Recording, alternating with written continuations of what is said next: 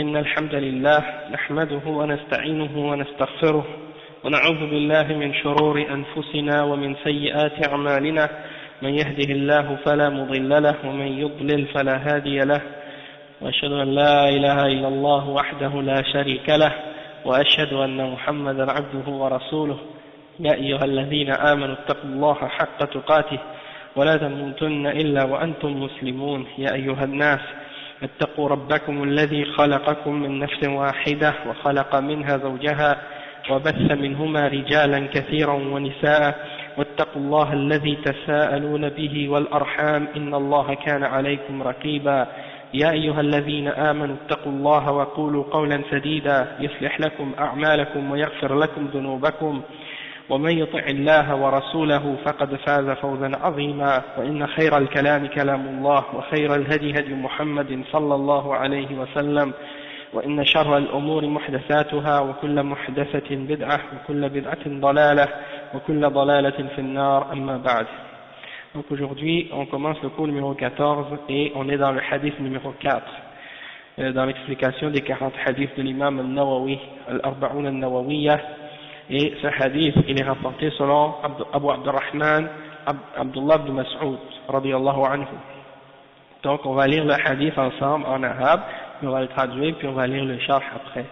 Le cheikh il dit, وعن أبي عبد الله عن أبي عبد الرحمن عبد الله بن مسعود رضي الله عنه قال حدثنا رسول الله صلى الله عليه وسلم وهو الصادق المصدوق إن أحدكم يجمع خلقه في بطن أمه 40 يوما نطفة ثم يكون علقة مثل ذلك ثم يكون مضغة مثل ذلك ثم يرسل إليه الملك فينفخ فيه الروح ويؤمر ب4 كلمات بكتب رزقه وأجله وعمله وشقي أو سعيد فوالذي لا إله غيره إن أحدكم ليعمل بعمل أهل الجنة حتى ما يكون بينه وبينها إلا ذراع فيسبق عليه الكتاب فيعمل بعمل أهل النار فيدخلها وإن أحدكم ليعمل بعمل أهل النار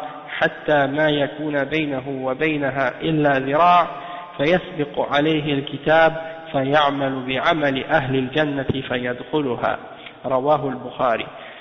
Donc ça c'est un hadith rapporté par Abdullah ibn Mas'ud et sa kunya c'est Abu Abdurrahman. Donc c'est un des grands parmi les Sahaba, hein, c'est un des plus savants parmi eux également. Et il dit que le messager d'Allah sallallahu alayhi wa sallam a dit wa huwa as-sadiq al-masduq, celui qui est le sincère, le véridique dans la transmission de la révélation.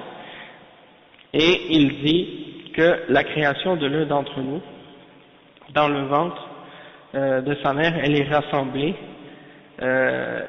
pendant 40 jours sous la forme d'une nutfa. Et une nutfa, c'est comme une goutte, hein, comme une goutte de sperme. Et puis après il dit وَثُمَّ يَكُونُ عَلَقَةً مِثْلَ ذَلِكَ. Puis pendant la même période de temps, c'est-à-dire encore 40 jours, elle va être sous la forme de alaqa.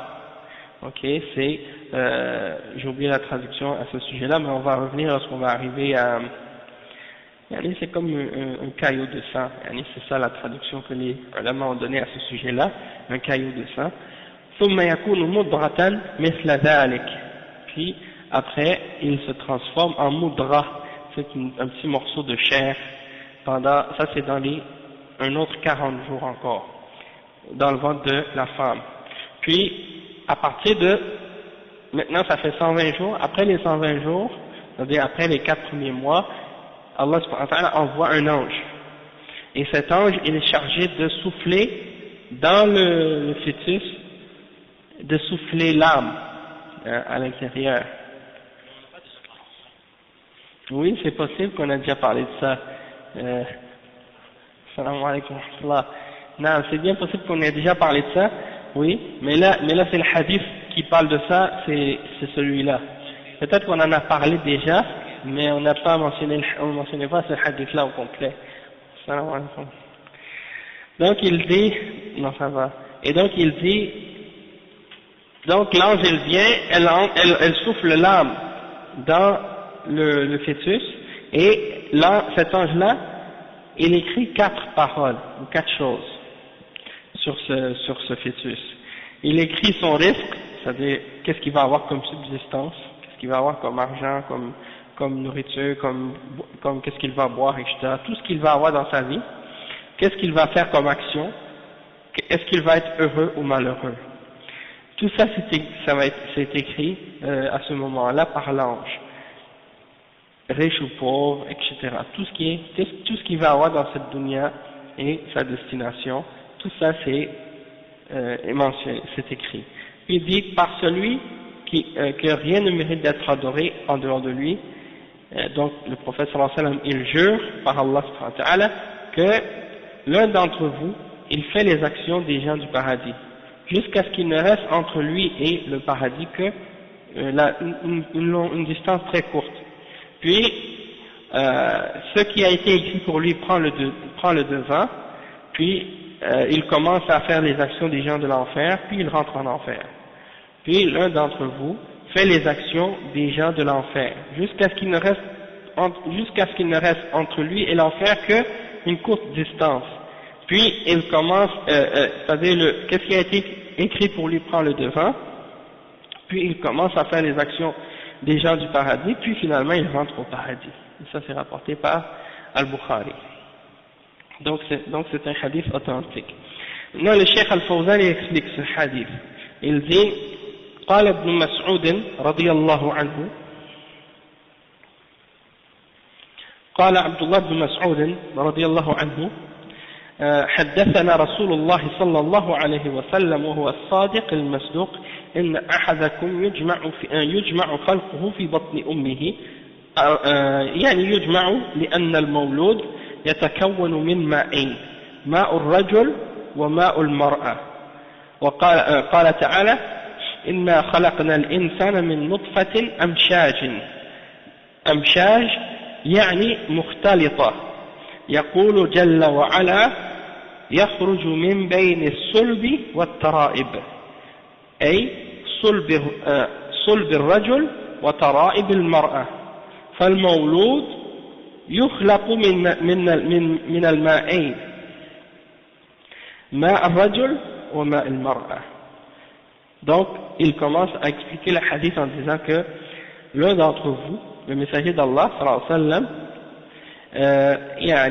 il dit que l'un d'entre vous, chacun d'entre vous, Allah, il réunit sa création dans le ventre de sa mère. Pourquoi le prophète sallallahu alayhi wa sallam, il dit yujma', c'est-à-dire on rassemble et on met ensemble sa création. Pourquoi? Parce qu'il est créé à partir de 2 différentes sources. C'est-à-dire qu'est-ce qui vient de l'homme et qu'est-ce qui vient de la femme, les deux liquides qui se mélangent ensemble, les deux liquides qui se mélangent, qui contiennent bien entendu qu'est-ce qui va être pris, le spermatozoïde puis l'ovule de la femme. Bon, ces deux choses-là se mélangent ensemble, et puis c'est de ça que est créé l'être humain, une partie de l'homme et une partie de la femme, et les deux se mélangent ensemble et ça fait le bébé. Et il dit, donc, il mentionne le verset 2 dans Surat Al-Insan, Inna khalaqna al-insana min nutfatin amshajin. On a créé l'être humain à partir d'une goutte de liquide mélangé, hein? C'est-à-dire un mélange, un goutte qui est fait à partir d'un mélange de qu'est-ce qui sort de l'homme et qu'est-ce qui sort de la femme. Et il mentionne le verset 7 dans Surat At-Tariq, dans lequel Allah subhanahu wa ta'ala dit yakhruju bayna as-sulbi wat-tara'ib, et il explique que une partie c'est sulb al-rajul, qu'est-ce qui vient de l'homme, et tara'ib al-mar'a, qu'est-ce qui vient de la femme. Et donc l'enfant il est créé à partir de ces deux sources là, de ces deux origines là, une partie qui vient de l'homme et une partie qui vient de la femme. Puis même en biologie on apprend ça des fois. Quand on parle des chromosomes, une partie des chromosomes qui vient de l'homme, une partie qui vient de la femme. D'accord? Donc, dans le spermatozoïde et dans l'ovule, il y a le bagage génétique qui va composer l'enfant, qui va composer le bébé. Donc le cheikh dit ensuite وقال يجمع خلقه في بطن أمه 40 يوما نطفة. نطفة يعني نطفة مني.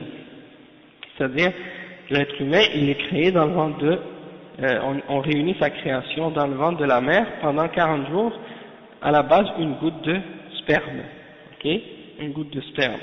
Puis قال ثم يكون علقة يتحول المني إلى دم. هذه العلقة في مدة 40 يوما وهذه 80 يوما. Donc le cheikh il dit que par la suite cette alaqa par la suite elle devient une alaqa pendant 40 jours. Donc 40 jours elle est une goutte de sperme, après ça se transforme en un caillot de sang, et puis c'est qu'est-ce qu'on appelle en arabe al-alaqa, c'est pendant 40 jours, donc ça fait 80 jours. Ensuite وقال ثم يكون مضغة ثم يتحول من الدم إلى المضغة يعني قطعة لحم في مدة 40 يوما ثالثة وهي 120 يوما. وفي طور المضغة تخلق أعضاؤه ويتبين أنه جنين. Puis ensuite il devient une mudra, c'est-à-dire il se transforme de ce caillot de sang, il devient une mudra, un petit morceau de chair pendant un autre 40 jours. Donc 40 jours plus 40 jours plus 40 jours, en fait ça fait en tout 120 jours. Et donc on peut dire 4 mois, parce que chaque mois a 30 jours. Donc 4 fois 30 ça fait 120. Et ça c'est la dernière phase, ou bien la dernière étape de ces 120 jours là. Ce caillot de sang se transforme en morceau de chair, puis on commence à voir apparaître certains membres dans le fœtus, et on peut distinguer maintenant que c'est un fœtus à partir de ce moment-là. Et c'est là que l'ange vient pour souffler l'âme. C'est pour ça que les ulama ils disent que à partir de ce moment-là, c'est là que le fœtus devient un être humain, puisque l'ange vient souffler dans l'âme dans le fœtus. En dessous de ça, il n'est pas encore un être vivant.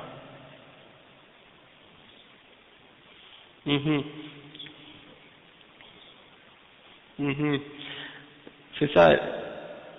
Par rapport à ça justement, les ulama ils disent que comme si je me souviens bien, c'est que si l'avortement c'est pas permis dans l'islam, l'avortement c'est quelque chose qui est haram, d'accord. Puis il y a des ulama qui ont expliqué que si par exemple dans certains cas de nécessité, comme par exemple si par exemple c'est dangereux pour la vie de la mère, que ça risque de la tuer ou quelque chose comme ça, dans ce cas-là c'est permis pour des raisons médicales. Mais sinon, c'est pas permis. Mais il faut que ce soit fait avant les 4 mois. Donc, ça c'est qu'est-ce que je me souviens, mais Allahu A'lam. Si c'est fait après les 4 mois, dans ce cas-là, ça va être considéré comme un meurtre. Mais bien entendu, c'est pas. En tout cas, il y aura une somme d'argent à payer pour ça, une sorte de diya à payer pour le prix de sang de cet enfant-là. C'est les parents qui doivent payer ça. À qui ils doivent payer ça, c'est une bonne question. Ouais, mais quand même, je sais pas à qui ils doivent le donner. Peut-être. Mais je sais qu'il y a une somme d'argent à payer pour ça. En tout cas, je vérifierai là-dessus, je me souviens plus vraiment bien. Je vais vérifier, Inch'Allah. Et donc, à partir de ce moment, l'ange, elle vient. Et puis, elle souffle l'âme. Donc, le cheikh, il dit, ثم يرسل إليه أو يرسل الملك. Dans d'autres versions, c'est marqué, ثم يرسل إليه الملك. يعني, ثم في 40 الرابعة تمام 4 أشهر أي 120 يوما يرسل إليه الملك الموكل بالأجنة فيدخل عليه في بطن أمه. Donc, à partir de ce moment, après par la suite, quand on entre dans le quatrième 40 jours, après avoir complété les 4 premiers mois, c'est-à-dire Allah il envoie l'ange qui est chargé de d'écrire le destin de chaque fœtus dans le ventre de sa mère. قال ثم ينفخ فيه الروح التي يتحرك بها روح الحياة قد عجز البشر أن يعلموا حقيقة هذه الروح فهي سر من أسرار الله عز وجل. قال تعالى ويسألونك عن الروح قل الروح من أمر ربي وما أوتيتم من العلم إلا قليلا. فلا أحد يعلم حقيقة هذه الروح وإنما هو شيء يأتي به الملك فينفخه في هذا الجنين فيتحرك ويحيا بإذن الله عز وجل. فإذا جاء الموت خرجت هذه الروح فيهمد الجسم ويصير جثة فما دامت فيه الروح فهو حي وإذا خرجت فهذا على قسمين إما أن تخرج بالنوم وهذه وفاة صغرى وإما أن تخرج بالنوم بالموت فهذه الوفاة الكبرى. Donc le cheikh il dit, puis il envoie l'ange pour souffler l'âme dans le fœtus. Et le cheikh il dit que l'âme c'est ça ce qui te fait bouger, c'est ça ce qui te fait vivre. Et jusqu'à aujourd'hui les êtres humains ont été incapables de savoir et de connaître la réalité de l'âme. C'est un des mystères parmi les mystères d'Allah subhanahu wa ta'ala. Il mentionne dans le verset 85 dans Surat Al-Isra, Allah subhanahu wa ta'ala il dit, et il te demande au sujet de l'âme. Il dit, l'âme fait partie du commandement de mon Seigneur et vous n'avez été donné de science à ce sujet-là que très peu. Donc vous n'avez reçu que très peu de science à ce sujet-là. Et personne donc n'est capable de connaître la réalité de l'âme. Donc c'est uniquement, qu'est-ce qu'on sait, on sait uniquement que c'est une chose, que l'ange vient avec et qu'il le souffle dans le fœtus, dans le bébé, dans le fœtus qui est dans le ventre de sa mère, et à partir de ce souffle-là, le bébé commence à bouger, il commence à vivre par la permission d'Allah subhanahu wa ta'ala. Et quand la mort arrive, eh bien cette âme elle sort, et donc le corps devient inerte, et puis il devient comme un cadavre. Quand l'âme sort, il n'y a plus de vie dans le corps, il devient un corps inerte, et tant que l'âme est dedans, le corps il vit. D'accord? Et une fois qu'il est mort, une fois que l'âme est sortie dedans, il n'y a rien qui peut faire vivre ce corps-là. Hein? Donc ça c'est quelque chose qui est, des fois j'ai discuté avec, je me rappelle, j'avais des cours de philosophie au cégep, et le prof il niait l'existence de l'âme. Il dit non, l'âme ça n'existe pas, c'est juste des connexions chimiques dans le cerveau qui fait bouger le corps humain. Et j'ai dit ok d'accord, dans ce cas-là c'est quoi la différence entre un corps vivant et un corps mort, hein? Si tu prends ce corps qui est mort, est-ce que tu es capable de faire réagir les connexions chimiques dedans pour essayer de le faire revivre? Il dit ben encore peut-être la science on n'est pas encore arrivé à ce niveau-là, mais peut-être que dans des années qui vont venir, les gens vont découvrir ces choses-là. J'ai dit subhanallah, vraiment, tu vois comment les gens sont orgueilleux, hein, et bêtes, ils refusent d'accepter la réalité. Franchement c'est l'orgueil. Mais en fait, souvent c'est des scientifiques athées qui disent ça, mais il y a beaucoup de scientifiques qui sont croyants qui disent pas ça. Mais souvent c'est que ceux qui n'aiment pas la foi et qui n'aiment pas la vérité, eux, ils laissent toujours entendre les paroles des scientifiques qui ne croient pas en Dieu. Comme si c'était juste eux qui existaient. Comme si ceux qui étaient croyants, ils n'existaient pas. Et aussi, il y a une chose que je voulais mentionner à ce sujet-là, au sujet de... Non, barakallahu fik. Donc par rapport à l'âme, il y en a qui pensent aussi parmi les soufis, hein, que l'âme, elle est elle n'est pas créée. Ils pensent que c'est une partie de Dieu. Et ils pensent que l'être humain donc est moitié humain, moitié divin, que l'âme qui est entrée à l'intérieur de l'être humain, c'est une partie de Dieu en fait. Et ils pensent la même chose à propos de Jésus puis des autres. Ils pensent que ils ont une partie de Dieu en eux. Et ça c'est faux, et on le voit même clairement dans ce hadith-là, parce que l'ange, c'est lui qui vient souffler l'âme dans le fœtus. Cette âme-là, elle est créée par Allah subhanahu wa ta'ala. Allah, il lui dit sois et elle est. Et donc il l'a créée. Comme la même chose, comme par exemple par rapport à, c'est ça justement la particularité de Isa alayhi salam, du fait que Allah subhanahu wa ta'ala, il appelle Isa dans le Coran wa ruhun minhu, hein, wa kalimatun, hein, wa ruhun minhu. C'est une parole et c'est une âme venant de lui. Pourquoi?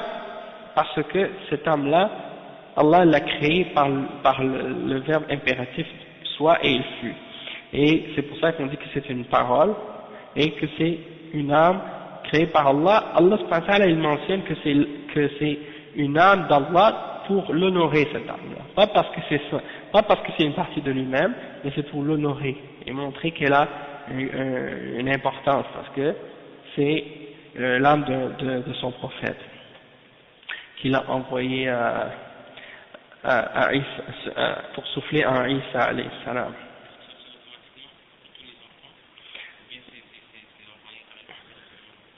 L'âme, il envoie l'ange à ses serviteurs, tous les enfants, pour souffler l'âme dans le fœtus.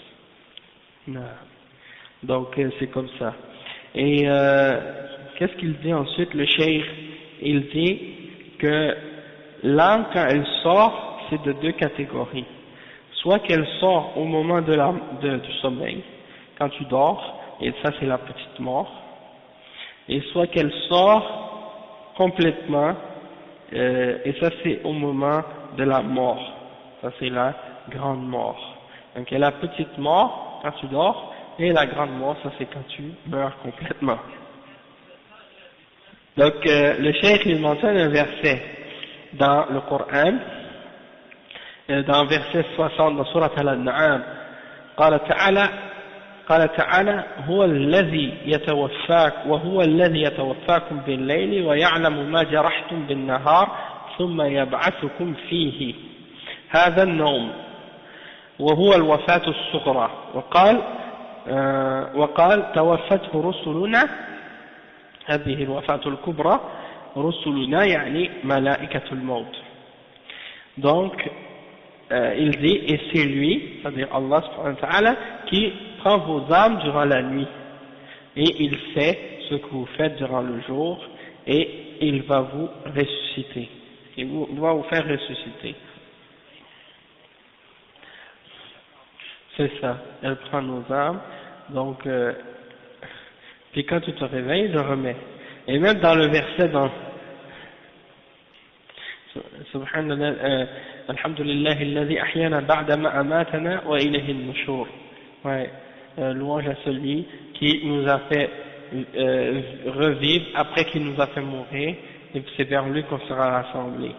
Et il y a le verset 42 dans Surat Az-Zumar, Allah il dit Allahu yatawaffa al-anfusa hina mawtiha wallati lam tamut fi manamiha fayamsiku allati qada 'alayha al-maut wa yursilu al-ukhra ila ajalin musamma inna fi dhalika la ayatin liqawmin yatafakkarun. Allah reçoit les âmes au moment de leur mort, ainsi que celles qui ne meurent pas au cours de leur sommeil. Il retient celles à qui il a décrété la mort, tandis qu'il renvoie les autres jusqu'à un terme fixé. Il y a certainement là des preuves pour les gens qui réfléchissent. Donc ça c'est, à propos de ce sujet-là, ça c'est clair. Donc, il y a le verset 60 dans Surat Al-An'am, puis juste après dans le verset 61, Allah subhanahu wa ta'ala, il dit, bon, ça c'était à propos du sommeil, هو الذي يتوفاكم بالليل ويعلم ما جرحتم بالنهار ثم يبعثكم فيه.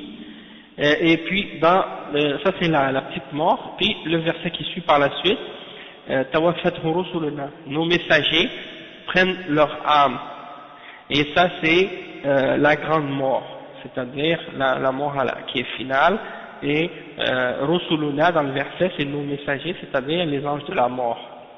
ينفخ فيه الروح وهذا من آيات الله عز وجل وهذا كما في قوله تعالى ولقد خلقنا الإنسان من سلالة من طين هذا آدم عليه السلام ثم جعلناه نطفة في قرار مكين وهذه الأربعون الأولى ثم خلقنا النطفة علقة يعني دما فخلقنا العلقة مضغة يعني قطعة لحم فخلقنا المضغة عظاما فكسونا العظام لحما ثم أنشأناه خلقا آخر فتبارك الله أحسن الخالقين. قال تعالى وقد خلقناكم أطوارا هذه الأطوار التي تأتي على الجنين في بطن أمه طور النطفة طور العلقة طور المضغة طور العظام واللحم ثم يكون إنسانا هذا خلق الإنسان وهذا من عجائب قدرة الله جل وعلا. قال تعالى يخلقكم في بطون أمهاتكم خلقا من بعد خلق في ظلمات ثلاث ظلمة البطن وظلمة الرحم وظلمة المشيمة والجنين في هذه الظلمات الثلاث. Donc, je vais juste vérifier quelque chose. Le verset 12, il mentionne le cheikh le verset 12 dans Surat al-Mu'minun. Puis dans ce verset-là, il y a tout le développement du fœtus qui est expliqué en détail.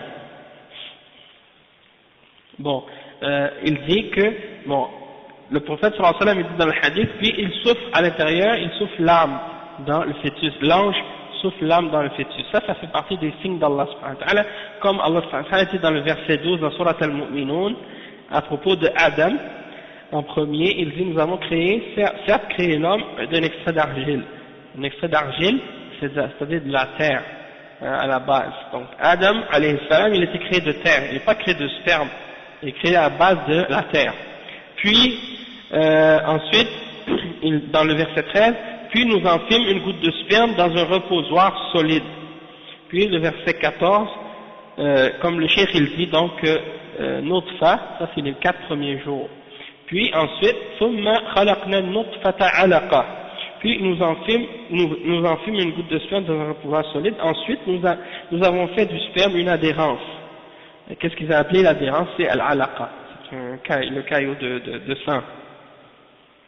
Ok? Et فخلقنا العلقة مضغة يعني قطعة لحم. Ensuite, la alaqa est devenue un morceau de chair. Hein? Nous avons créé l'adhérence, et de l'adhérence nous avons créé un embryon. Puis de cet embryon, nous avons créé des os, et nous avons revêtu les os de chair.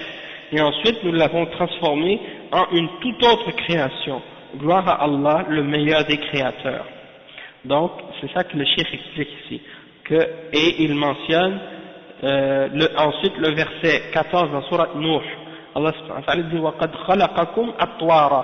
Allah subhanahu wa ta'ala, il vous a créé en phases, différentes phases.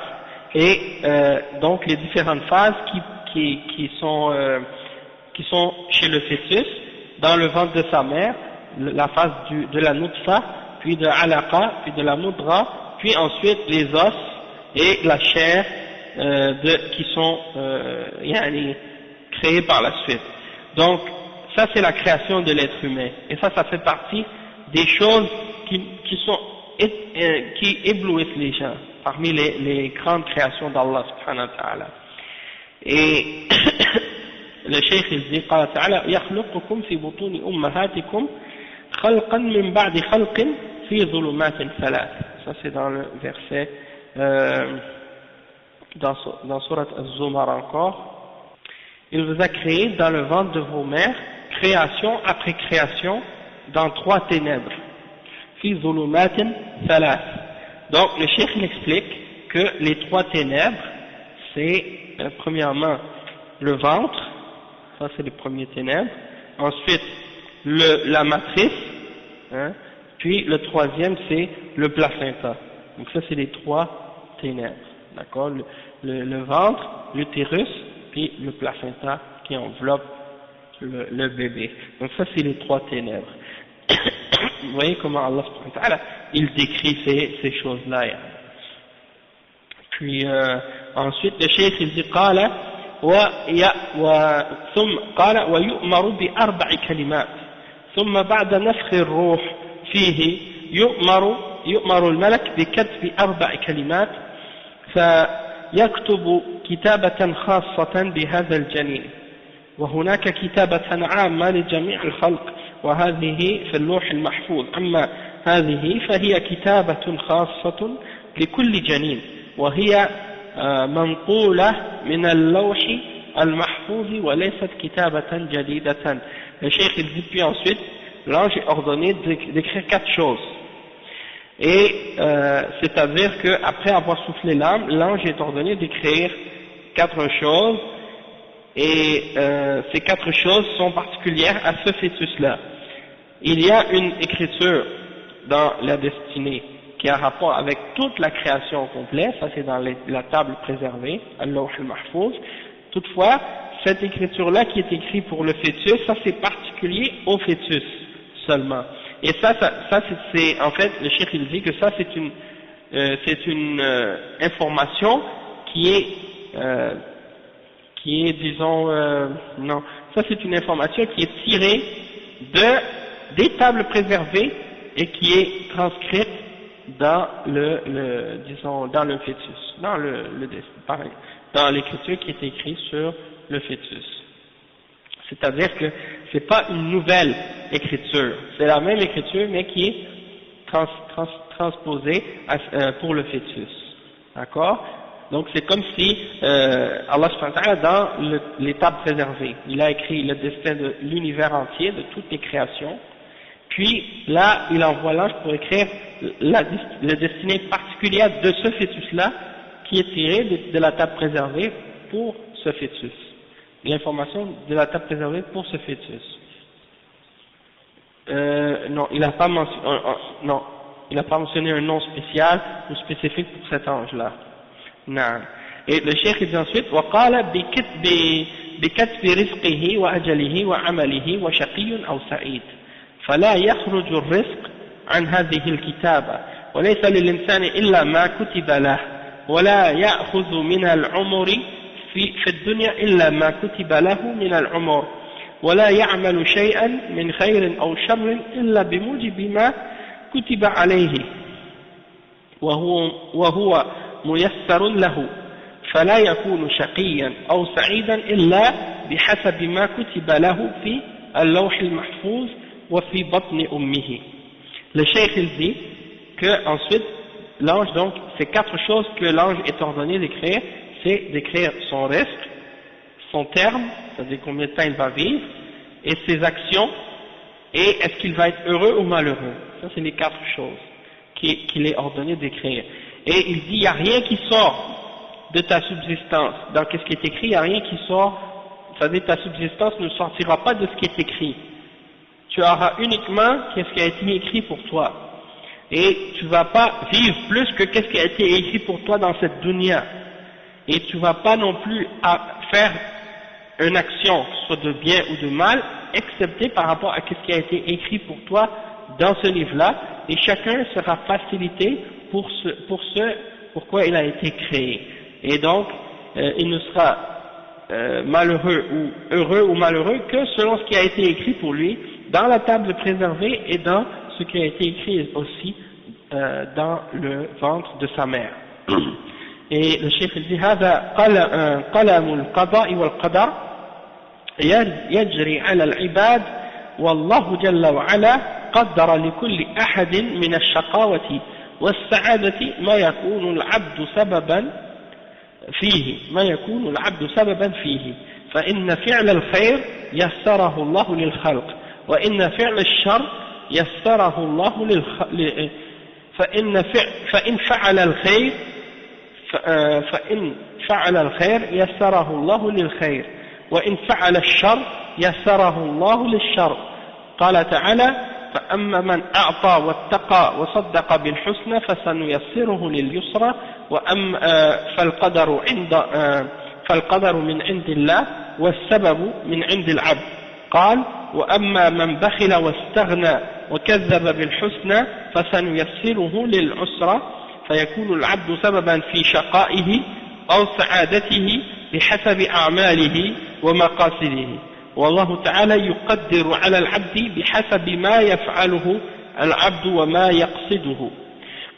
Le cheikh il explique ici, il dit que ça c'est la plume du destin, de la prédestinée et du décret d'Allah subhanahu wa ta'ala qui s'applique sur les créatures. Allah subhanahu wa ta'ala il a prédestiné à chaque être humain s'il sera heureux ou malheureux. Hein? Et l'être humain, c'est-à-dire Allah il a prédestiné ce que l'être humain a fait comme cause pour faire partie de ceux qui sont heureux ou malheureux. D'accord? Et il dit que si tu fais le bien, Allah t'a facilité le bien, et si tu fais le mal, Allah t'a facilité pour le mal. Celui qui donne et craint Allah et déclare vérité que la plus belle des récompenses, ils lui faciliteront la voie au plus grand bonheur. Donc, al-yusra, il a traduit par le plus grand bonheur.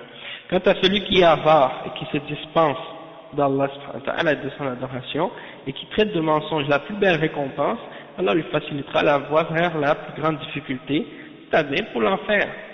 Ok? Et ici donc, le cheikh il explique, il dit, Allah subhanahu wa ta'ala, il a prédestiné et la cause vient de l'être humain.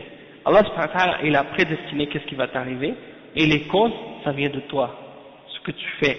Si tu fais les bonnes actions, Allah subhanahu wa ta'ala te facilite le bien. Si tu fais les mauvaises actions, Allah subhanahu wa ta'ala te facilite le mal. Donc, l'être humain, c'est lui qui est la cause de son malheur. Ok? S'il est malheureux, c'est de sa faute à lui, c'est parce que c'est lui qui a été la cause de son malheur, et s'il est heureux, et s'il a le bonheur, il a été la cause de son malheur. Pourquoi?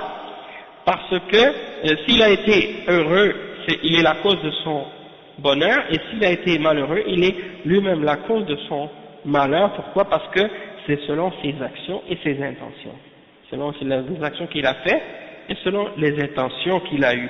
Et Allah subhanahu wa ta'ala, lui, il a prédestiné pour l'être humain selon les actions de l'être humain et selon son intention.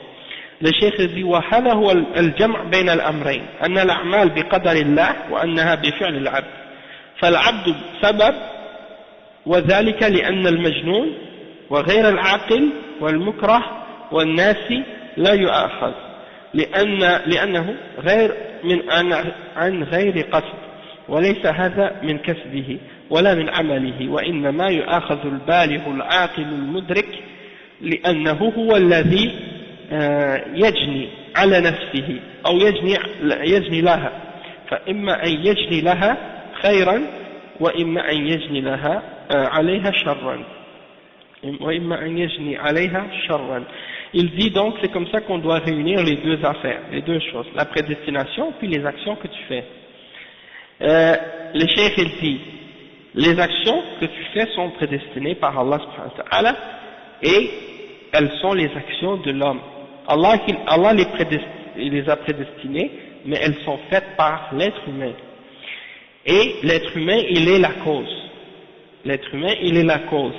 Et le cheikh il dit, l'explication de ça, c'est que quand on regarde une personne qui est folle, qui a une déficience intellectuelle, qui ne réfléchit pas, une personne qui est contrainte, c'est-à-dire on la force à faire quelque chose, ou bien quelqu'un qui a oublié, ok, cette personne-là n'est pas critiquée, n'est pas blâmée, n'est pas prise pour compte pour qu'est-ce qu'elle fait, parce qu'elle ne réfléchit pas et elle n'a pas fait qu'est-ce qu'elle fait consciemment et volontairement. Donc elle n'est pas prise pour compte pour qu'est-ce qu'elle fait. Le sommeil aussi, qu'est-ce que tu fais pendant que tu dors aussi, ça compte pas. D'accord? Mais le cheikh il dit, ces gens-là sont pas blâmés. C'est quoi la différence?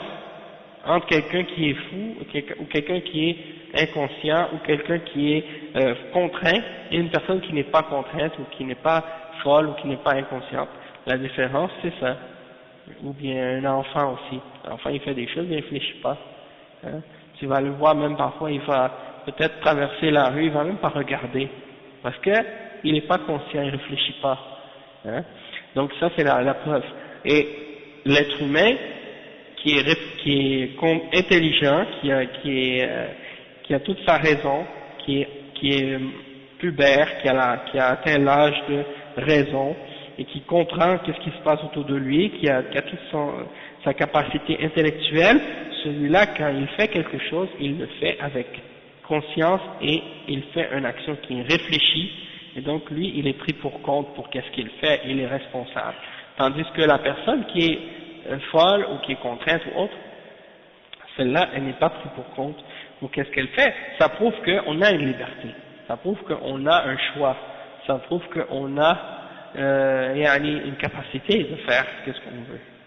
Et un frère cette semaine, il me demandait, il me dit, donne-moi la preuve que l'être humain, il a une volonté. Et je lui mentionné le verset dans le Coran. Allah subhanahu wa ta'ala, il dit, Nisa'ukum harsul lakum, fa'tu harsakum anna shi'tum. Allah subhanahu wa ta'ala, il dit dans le Coran, dans Surat al-Baqarah, vos femmes sont comme un champ pour vous, alors labourez votre champ comme vous voulez. C'est la preuve qu'on a une volonté. Allah subhanahu wa ta'ala, il n'aurait pas dit labourez votre champ comme vous voulez si on n'avait pas de volonté. Hein? Et donc ça c'est un exemple pour réfuter les Qadariya, pour réfuter les Jabriya qui nient que l'être humain a une volonté. Ça c'est un exemple. Non, c'est pas ça, c'est qu'ils disent que l'être humain, il est forcé de faire le péché ou de faire le bien. Il n'a pas de volonté. Si tu fais un péché, c'est Allah qui te force à le faire, toi t'as pas de choix dans ce que tu fais. Et si tu fais quelque chose de bien, t'as pas le choix non plus.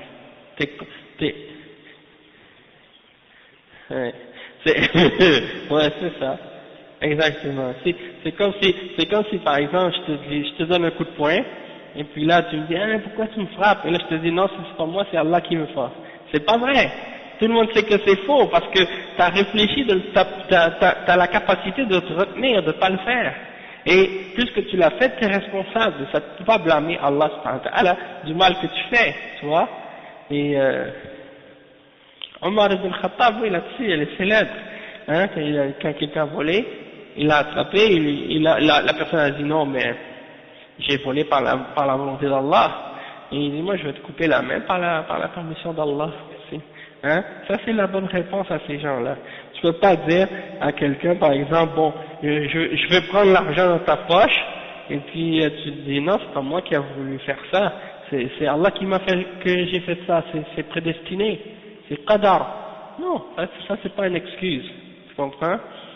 Donc tu es responsable de ce que tu fais. Tandis que si tu es une personne qui est folle, une personne t'es contrainte, ou bien une personne, t'es pas atteint l'âge de raison, t'as pas encore atteint l'âge de raison, des choses de ce genre, et ben là, dans ce cas-là, t'as une excuse parce que tu contrôles pas ce que tu fais, t'es pas responsable, tu réfléchis pas, mais du moment que t'as ta raison, t'as ta conscience et tout, là, tout ce que tu fais, t'es responsable de ces choses-là, et puis tu vas avoir des comptes à rendre pour ces choses-là.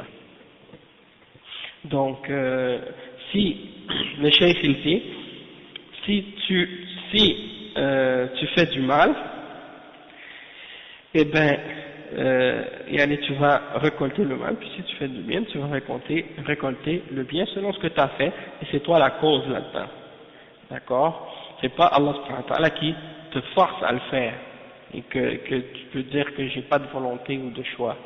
Le chef dit, al-zahir annahu ar-rasul sallallahu alayhi wa sallam. Ah oui, ça c'est l'autre partie du hadith. ثم قال فوالذي نفسي بيده هذا قسم ولكن من هو المقسم الظاهر أنه الرسول صلى الله عليه وسلم فيكون هذا من أصل الحديث وقيل إن المقسم هو الراوي ابن مسعود رضي الله عنه فيكون هذا من المدرج في الحديث ولكن الظاهر أنه من كلام الرسول صلى الله عليه وسلم فوالذي نفسي بيده أقسم صلى الله عليه وسلم هو الصادق وهو الصادق المصدوق من باب التأكيد لأهمية هذا الأمر. نعم. الصادق المصدوق. Donc on va expliquer cette partie-là. Le cheikh explique, il dit par celui qui tient mon âme entre sa main. Ça c'est un serment, c'est quelqu'un qui, le prophète sallallahu alayhi wa sallam qui jure. Il dit toutefois, il y a comme dans ce hadith, est-ce que c'est le prophète sallallahu alayhi wa sallam qui jure ou bien c'est Abdullah ibn Mas'ud? Il y a des ulama qui ont dit que c'était Abdullah ibn Mas'ud, il y a d'autres qui ont dit que c'était le prophète sallallahu alayhi wa sallam. Et si ceux qui disent que c'est Abdullah ibn Mas'ud qui a juré dans le hadith, donc ils disent que ça c'est mudraj, c'est un terme dans la science du hadith que les ulama utilisent pour dire que quand une parole d'un sahabi est introduite dans le hadith. Donc ils disent ça c'est mudraj, ça veut dire que c'est une parole du sahabi qui est mélangée avec le hadith. Et sinon, il y a des ulama qui ont dit, le cheikh il dit que qu'est-ce qui est le plus apparent, c'est que c'est la parole du prophète Muhammad sallallahu alayhi wa sallam et non celle de Abdullah ibn Mas'ud. Donc, c'est le prophète Muhammad sallallahu alayhi wa sallam qui jure lui-même, qui dit par celui qui tient mon âme en sa main. Et donc, le prophète sallallahu alayhi wa sallam il jure, et c'est lui as-sadiq al-masduq. As-sadiq c'est celui qui est véridique, et al-masduq c'est celui en qui les gens croient. On le croit et on lui fait confiance, on sait qu'il est véridique dans la transmission de la révélation. Hein? Il est fiable, il est le véridique et il est cru par les gens. Les gens croient en qu'est-ce qu'il a transmis de la révélation, et ça c'est dans le sens de la confirmation pour montrer l'importance de la chose dont il parle. Parce que, en réalité, le prophète sallallahu alayhi wa sallam n'a pas besoin de jurer, puisqu'il est véridique. Il n'a pas besoin de jurer, mais il jure pour montrer l'importance du sujet. Et alors qu'il est as-sadiq, il est le véridique, et il est al-masduq, c'est-à-dire les gens le croient.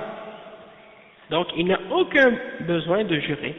Les gens d'aujourd'hui, on jure souvent parce que les gens, ils ont besoin de jurer quand ils pensent que les gens ne vont pas les croire, ou bien quand les gens ont l'habitude de dire des mensonges, alors ils jurent. Il y en a même qui jurent par Allah puis qui mentent quand même. Eh bien, le prophète sallallahu alayhi wa sallam, c'est pas le cas. Et le jeu, c'est dans le but de confirmer qu'est-ce qu'il dit puis montrer son importance.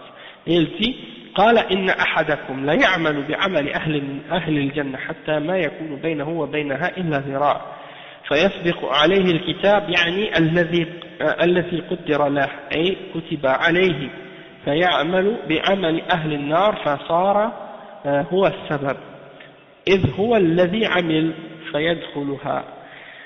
Donc le cheikh il dit que le prophète sallallahu alayhi wa sallam il jure que l'un d'entre vous il va faire les actions des gens du paradis jusqu'à ce qu'il reste qu'une petite distance entre lui et le paradis, puis qu'est-ce qui a été écrit pour lui, ça va prendre le devant, puis donc c'est-à-dire que ce qui a été prédestiné et écrit pour lui, ça prend le devant. Et puis il commence à faire les actions des gens de l'enfer, donc c'est lui qui est la cause, parce que c'est lui qui a fait les actions des gens de l'enfer, et donc à cause de ces actions, il rentre en enfer. C'est pas que Allah subhanahu wa ta'ala qui le fait entrer en enfer comme ça, c'est lui qui fait les actions, et à cause de ces actions, il mérite d'aller en enfer, donc c'est lui la cause. C'est ça, c'est comme s'il a pris la décision de le faire, et il a choisi de faire ces actions-là, et ces actions, c'est à cause de ces actions que, disons, ces actions sont la cause qui fait que il va aller en enfer. Hein? Ouais, quelqu'un qui est ignorant, qui connaît même pas la religion de l'islam, qui a jamais entendu parler du Coran ou de la Sunna ou des hadiths, celui-là il sera pas puni tant qu'il n'a pas reçu le message. Hein? Allah subhanahu wa ta'ala dit وَمَا كُنَّا مُعَذِّبِينَ حَتَّى نَبْعَثَ رَسُولًا. Donc les ulama ont dit celui qui est né dans un endroit éloigné où il n'a jamais entendu parler de l'islam, celui-là il aura un jugement spécial et particulier au jour de la résurrection. Mais ça dépend, parce qu'il y a des gens, c'est juste parce que ils n'ont pas fait d'efforts, c'est parce qu'ils le sont eux-mêmes entendu parler de l'islam, ils n'ont pas vraiment voulu faire d'efforts et de recherche pour trouver la vérité. Ils ont juste dit, bon, ils ont entendu parler de l'islam à la télé, ils ont su qu'il y a des musulmans dans leur quartier, ils ont un voisin peut-être même qui est musulman, ils voient des femmes voilées, mais ils vont pas se forcer pour essayer de savoir la vérité. Ils vont juste entendre ce qui est dans les médias, dans la télé, dans les journaux, puis ils vont croire en ce qui est écrit, ils vont pas essayer d'eux-mêmes de faire des recherches pour savoir la vérité. Et on est créé sur la terre pour adorer Allah subhanahu wa ta'ala. Le but de notre existence, c'est ça. Donc, la première chose que quelqu'un doit faire dans sa vie, c'est d'essayer de chercher le but de son existence. Pourquoi il existe? C'est quoi le but de sa création? Mais la plupart des gens de nos jours, qu'est-ce qu'ils font? Malheureusement, eh ben, ils pensent à d'autres choses. Ben, ils suivent leur hawa, puis qu'est-ce qui se passe aussi souvent, c'est que il y a des gens qui disent, bon, je vais à l'école, je finis mon école, je fais mon diplôme, après je trouve ma carrière, après j'achète une maison, j'achète une voiture, je me marie, après je planifie mes vacances, après je vais avoir un enfant, après je planifie ma retraite, etc. Donc ça c'est leur plan de vie, comment on leur a montré, c'est ça. Ils pensent au rêve américain, comment on leur a dit, hein, la maison, la dunya, et puis ils réfléchissent pas plus loin que ça. Et tout ce qui est autour d'eux dans la société ici est fait pour justement les faire oublier qu'il y a quelque chose après la mort, pour les faire oublier de réfléchir au but même de leur existence, puis pour leur faire croire que le système dans lequel ils vivent c'est la seule vérité, il n'y a rien d'autre après, et que c'est ça, que le paradis c'est sur la terre. Il faut se concentrer sur ça, et après il n'y a rien. Donc, c'est de cette manière-là que les gens vivent la plupart du temps. Ces gens-là ne sont pas excusés s'ils n'ont pas fait d'efforts pour chercher la vérité.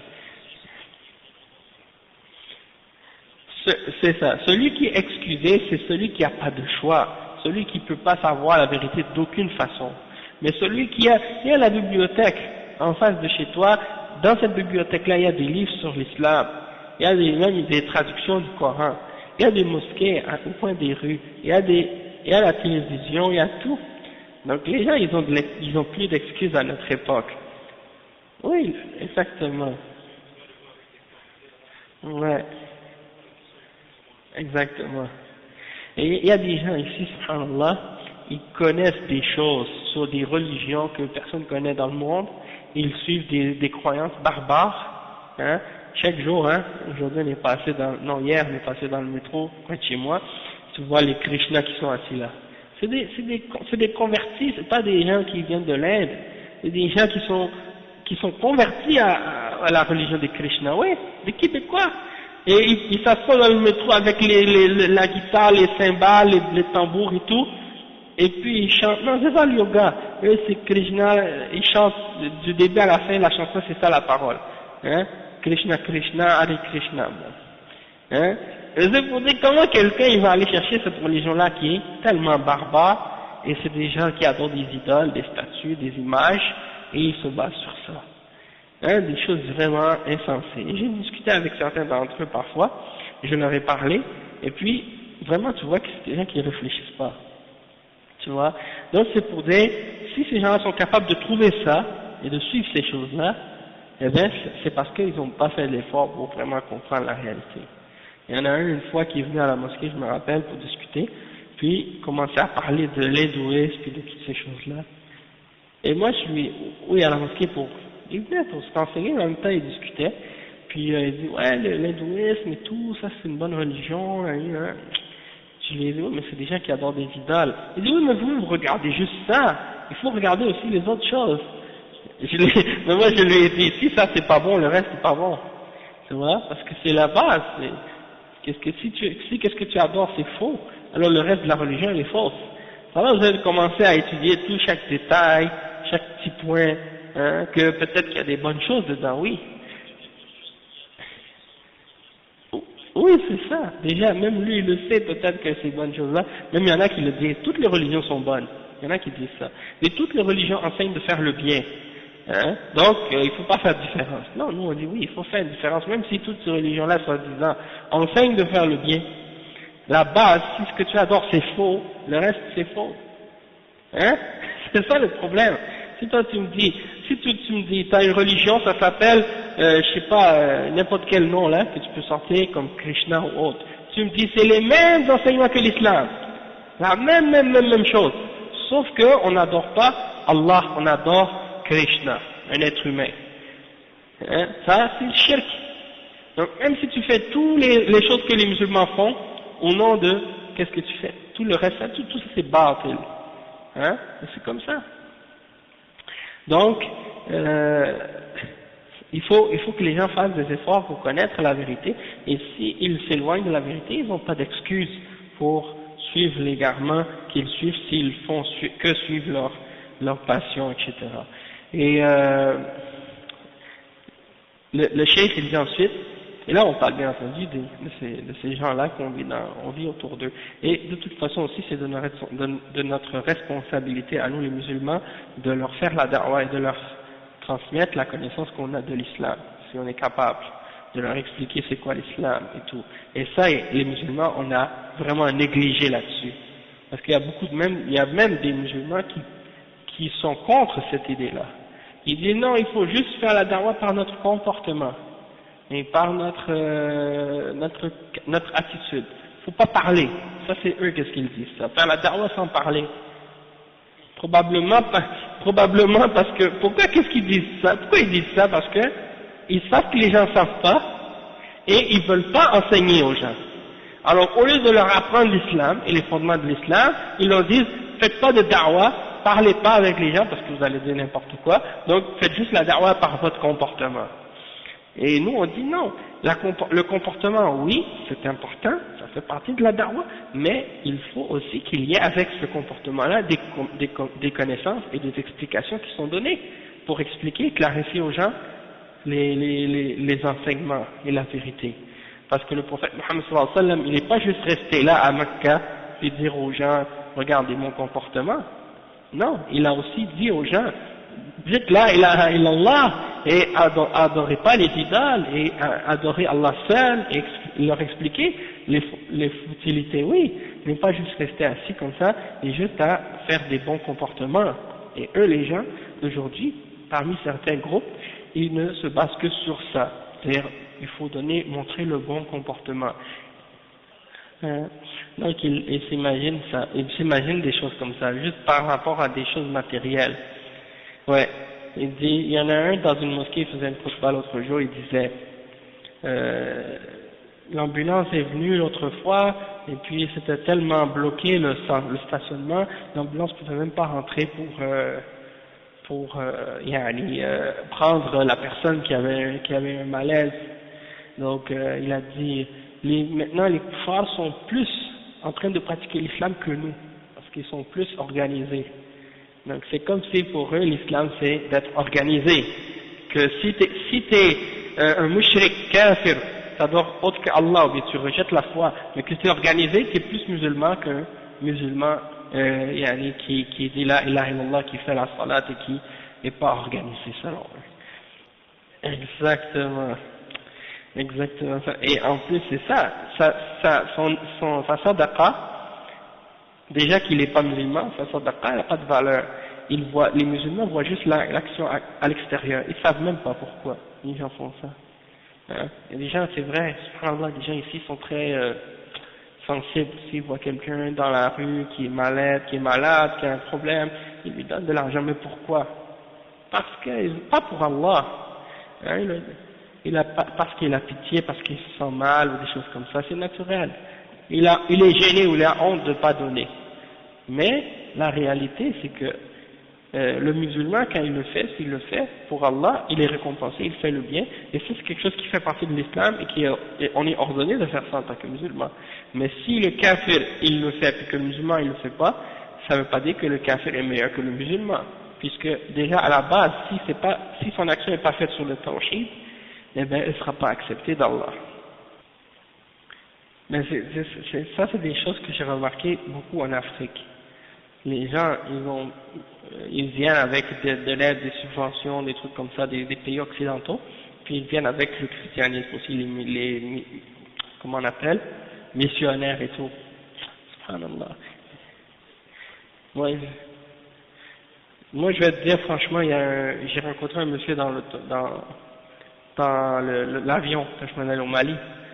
Et je commence à discuter avec le monsieur il me dit ouais, je suis président d'une association au Mali, et puis c'est une association catholique.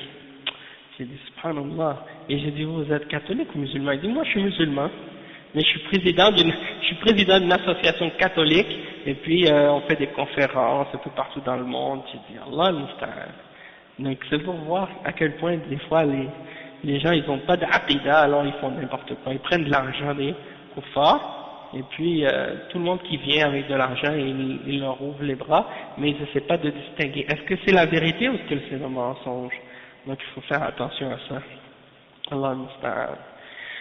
Donc le prophète sallallahu alayhi wa sallam il nous a dit que selon, donc à cause de tes actions, si tu à la fin t'as vécu toute ta vie en faisant les bonnes œuvres, en agissant comme les gens du paradis, puis à la fin de ta vie tu commences à faire les actions des gens de l'enfer, et puis tu rentres dans l'enfer à cause de tes actions. Donc c'est très dangereux et ça nous incite à rester toujours ferme, à toujours continuer à faire le bien jusqu'à la mort. De pas dire bon ça y est là je vais prendre un break, là, je vais prendre une petite pause, je vais me laisser, je vais me permettre de suivre un petit peu mes désirs pendant quelque temps, parce que j'ai fait beaucoup d'adoration pendant des années et des années. Là je suis fatigué un petit peu, je vais me reposer, je vais aller m'amuser. Puis là il abandonne l'adoration puis il meurt. Imaginez, hein.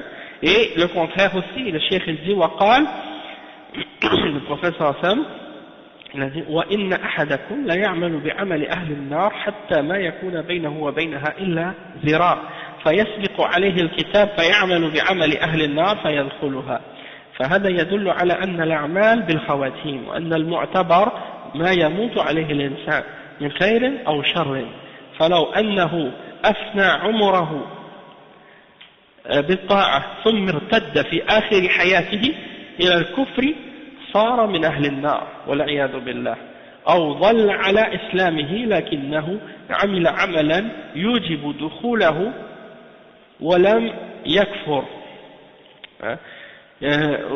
لكنه عمل عملا يوجب دخوله ولم يكفر ودخل النار إذا شاء الله دخوله فالعبرة بالخاتمة وكذلك لو أفنى العبد عمره بالكفر ثم من الله عليه بالتوبة عند الموت قبل أن تغرغر روحه دخل الجنة ولذلك ينبغي للمسلم أن يكثر من الدعاء بحسن خاتمته ولا يغتر بعمله لأنه لا يدري ما يختم له به وعلى هذا لا يحكم على إنسان أنه من أهل النار أو من أهل الجنة بموجب أعماله إلا من شهد له رسول الله صلى الله عليه وسلم لأن هذا راجع إلى علم الله تعالى وإلى الخواتيم التي يموت عليها الإنسان والخواتيم لا يعلمها إلا الله سبحانه وتعالى.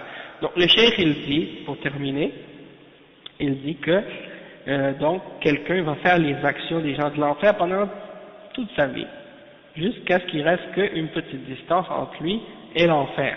Puis qu'est-ce qui a été écrit pour lui dans la prédestination, hein, ça prend le devant, et puis il commence à faire les actions des gens du paradis, puis il entre au paradis. Ça indique que les actions qui comptent, c'est les dernières. Les actions qui comptent vraiment dans ta vie, c'est celles que tu fais à la fin de ta vie. Et ça, c'est quelque chose de très important que parfois on oublie. Des fois, il y a des gens qui, par exemple, vont trouver que un cheikh, par exemple, il y a souvent, ça arrive, un cheikh, il a fait des fatwas durant sa vie, puis à la fin de sa vie, il est revenu sur ses fatwas, il a fait une dernière fatwa à la fin, qui contredit les fatwas qu'il a fait auparavant.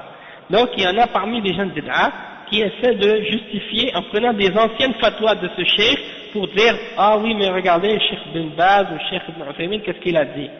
Mais il laisse tomber les dernières fatwas que le cheikh a pris. Et c'est ça que le cheikh nous explique maintenant, que qu'est-ce qui compte, c'est pas qu'est-ce que le cheikh a dit durant sa vie, mais qu'est-ce qu'il a dit à la fin. Et c'est ça, sa dernière position, c'est elle qu'on doit prendre en considération, et non pas les premières fatwas qu'il a dit.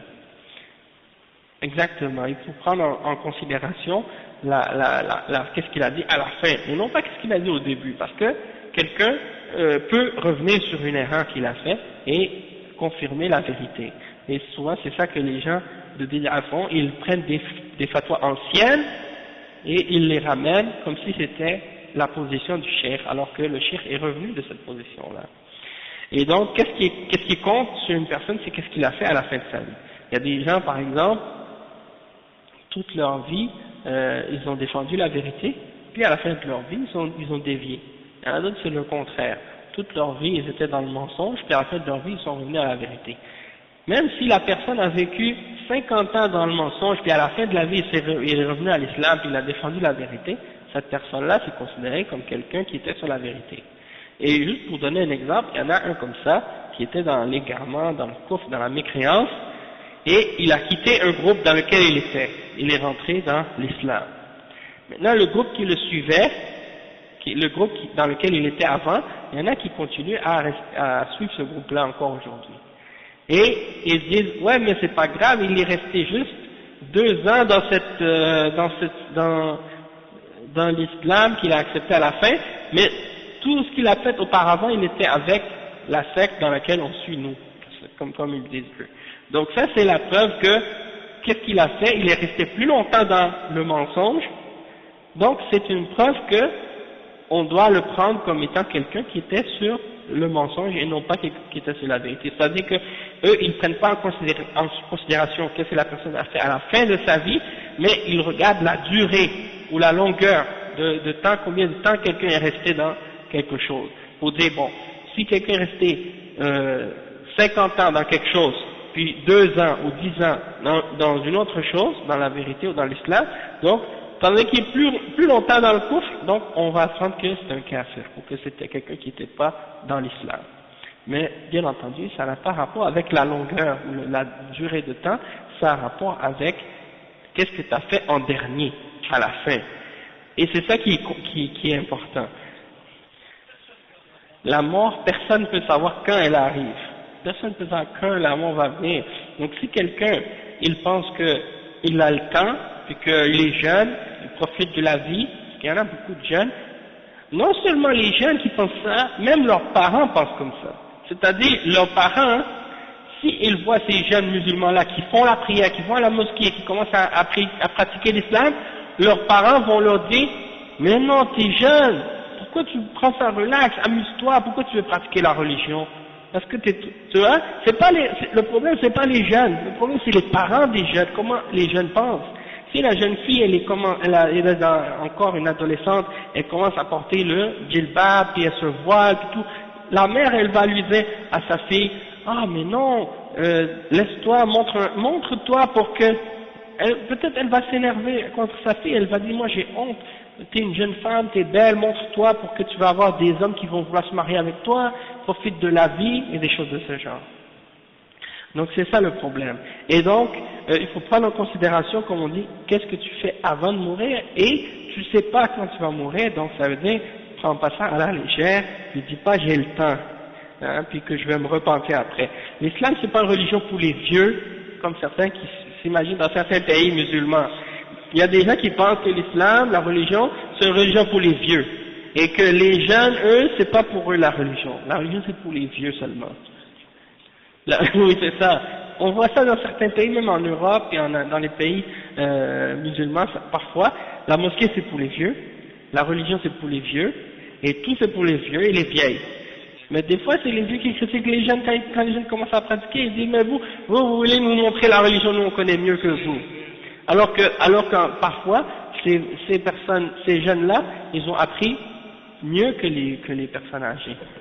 Mais il faut avoir de la sagesse, bien entendu, pas bousculer les personnes âgées, il faut avoir du respect, mais leur montrer la vérité avec hikmah.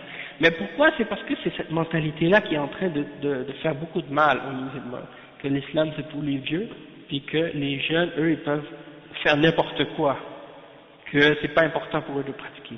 Et ça, on le voit, ça, dans les pays musulmans, Et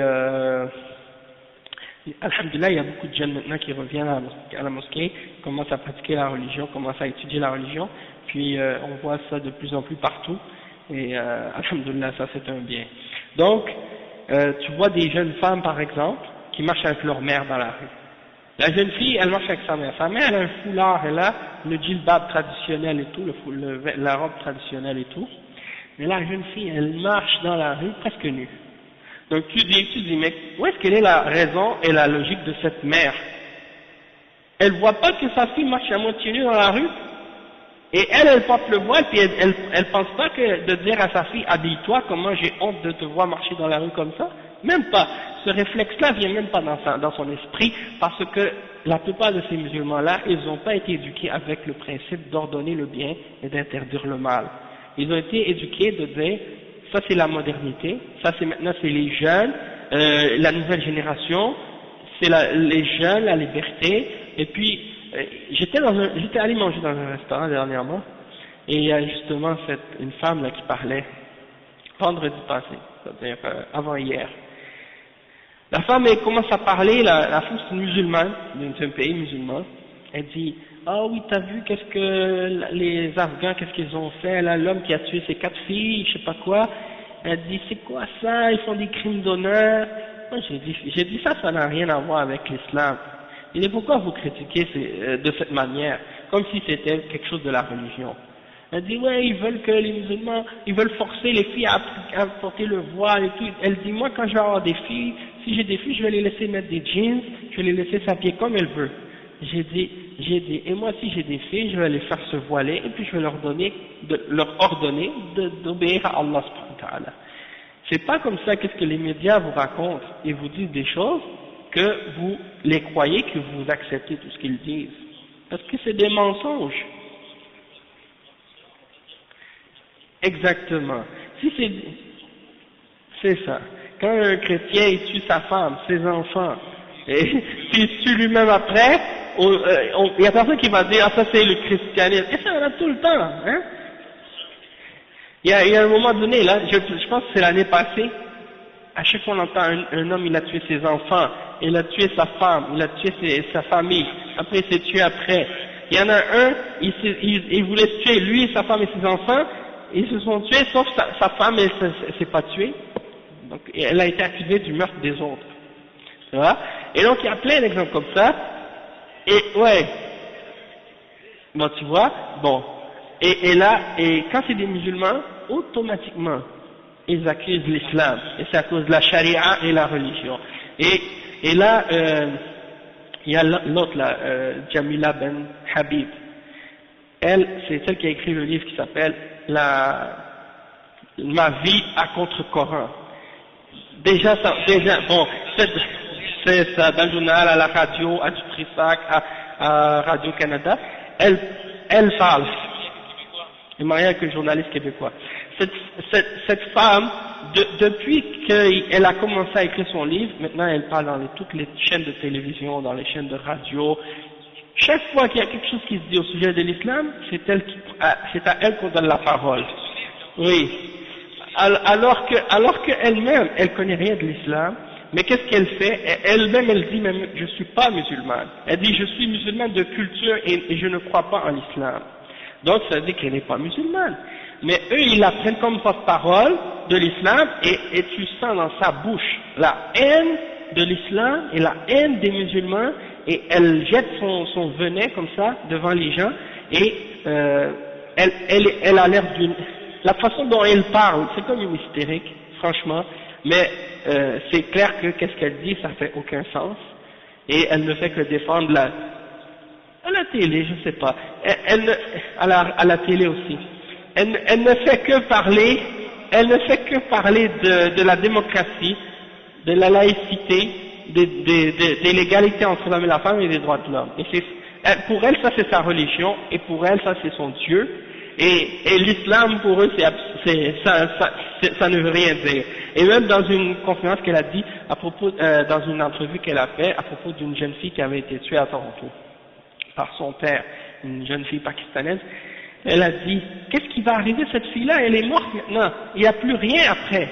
Non, tu vois, c'est comme si on vous a dit, maintenant elle est morte, maintenant il n'y a plus rien après, il n'y a pas de paradis, il n'y a pas de vie après la mort. Donc c'est clair que cette femme-là, elle est athée, elle croit en rien.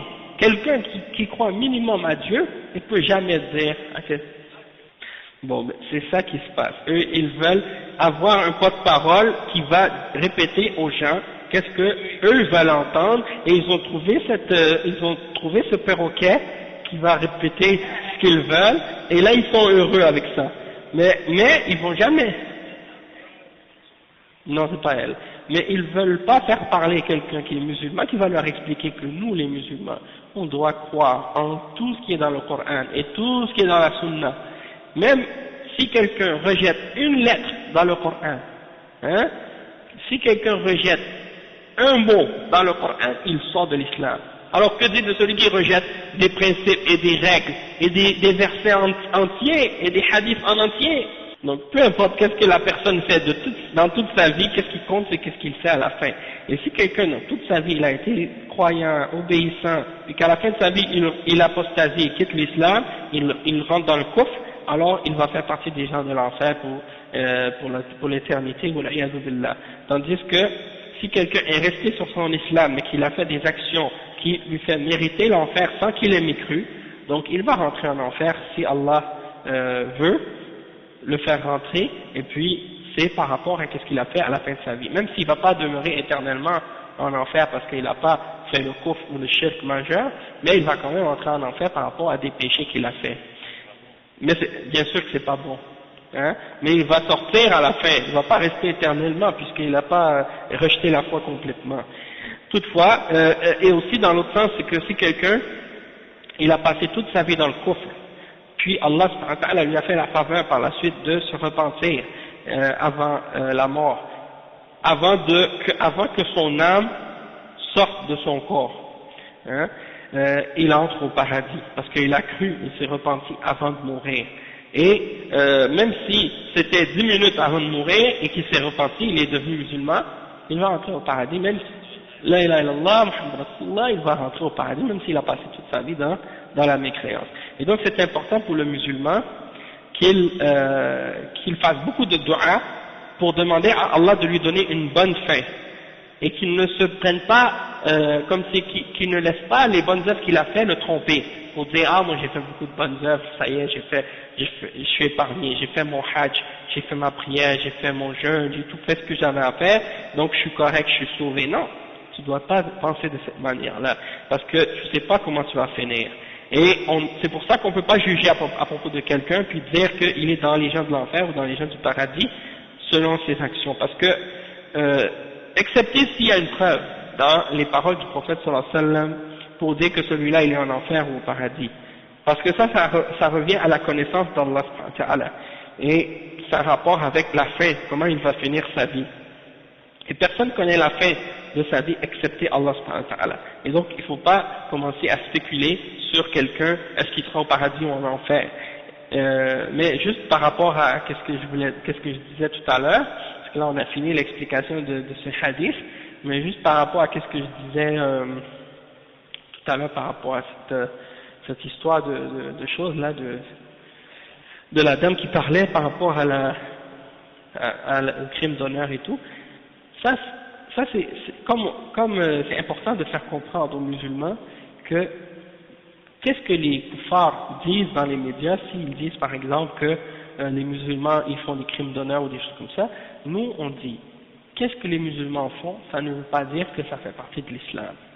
Il y a des musulmans qui tuent, il y a des musulmans qui volent, il y a des musulmans il y en a parmi les musulmans qui vont vendre de la drogue, il y en a parmi les musulmans qui vont tuer, il y en a qui vont boire de l'alcool, il y en a qui vont faire d'autres péchés, il y en a qui vont faire des attentats terroristes et qui vont tuer au nom de l'islam des innocents. Est-ce que ça fait partie de l'islam? On regarde dans le Coran, on regarde dans la Sunna. Est-ce que Allah subhanahu wa ta'ala il a permis ces choses-là ou il les a interdites? Est-ce qu'il les a légiférés? Est-ce qu'il les a autorisés? Non, il les a interdits clairement dans la révélation. Donc on dit, ces choses-là, ça ne fait pas partie de l'islam. Et on le rejette. Non. Donc ça c'est un exemple. Et la même chose pour n'importe quelle autre religion ou croyance. Hein? Est-ce que tu vois des chrétiens qui volent dans la rue? Ici, là, au Québec, la plupart des habitants, des gens sont des catholiques. Hein?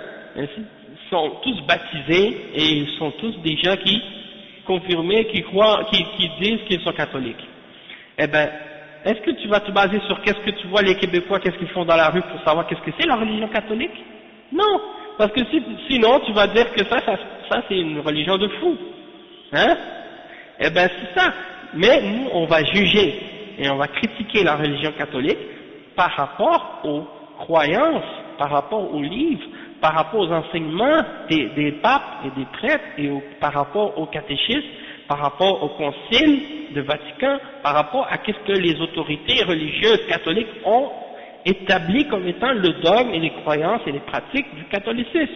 Et c'est là-dessus qu'on se base pour les critiquer.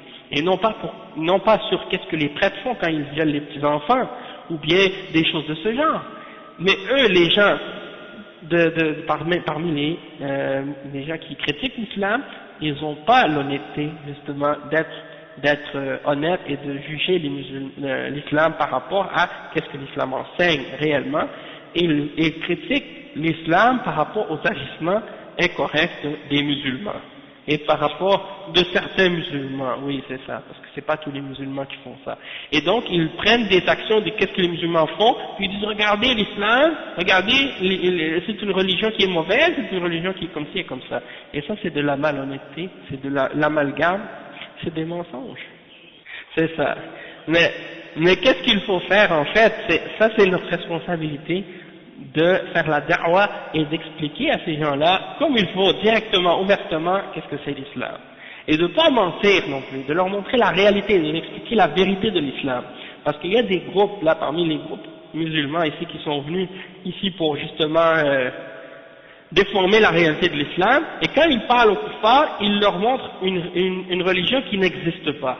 Ils leur parlent de choses qui ne sont même pas la réalité de l'islam, et ils pensent qu'en faisant ça, ils veulent montrer la bonne image de la religion musulmane. Et l'attitude des musulmans, c'est pas ça. C'est d'expliquer aux musulmans et aux non-musulmans l'islam tel qu'elle est dans les textes. Et de leur expliquer, de leur faire comprendre la réalité de ce qui est enseigné dans les textes. Et que si ces kuffars-là, ils veulent prendre un verset et le mettre en dehors de son contexte, et de prendre en dehors des autres textes qui parlent de ce même sujet-là, et qui veulent dire par exemple, oh regardez, dans le Coran c'est écrit, prenez les idolâtres et tuez-les. Où est-ce que vous les trouvez, vous les tuez. Donc ils prennent ce verset-là, ils disent, regardez, c'est ça l'islam, hein, c'est écrit même dans le Coran. Et on va leur dire, oui mais ce verset-là, il faut le mettre en relation avec tous les autres versets qui parlent de ce même sujet-là, parce que il y a des kuffars dans leur site, qu'est-ce qu'ils ont fait? Ils ont un sorte de texte qu'ils ont écrit, comment argumenter avec des musulmans.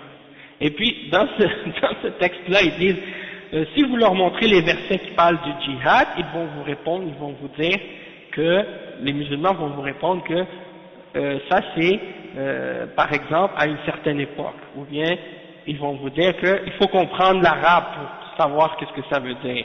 Puis là, il faut leur répondre par telle chose. Puis là, tu vois comment c'est parce qu'ils s'adressent ils s'adressent à ces gens de musulmans-là qui font partie des groupes de Hezbiyin, oui, et à ces groupes d'égarement comme les Ikhwan et les autres, qui ont un discours à double sens, et qui sont comme des caméléons, oui, qui cachent la vérité pour faire plaisir aux gens, puis qui ont un double langage.